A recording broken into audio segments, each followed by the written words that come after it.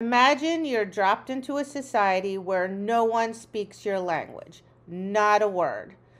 Obviously, you want to communicate with them, right? So you're going to watch them intently. You're going to listen, but you're also going to watch because you're looking for cues. You're looking for clues, and you're looking for context.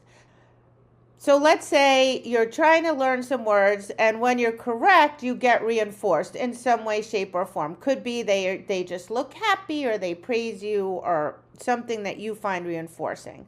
Not only is that exciting, you're like, oh, good, I got it right. It's also a relief, right? Because finally you're starting to understand one another.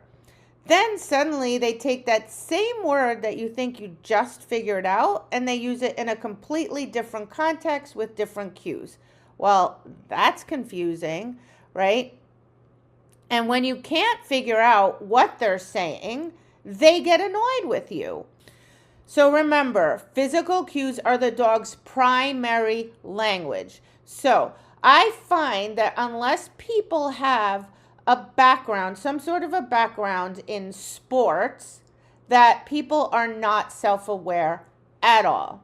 Okay? We don't have any clue what we're doing with our face, with our expression, with our hands, our feet, our body, twisting, leaning. We just have no idea. So that's something you have to develop.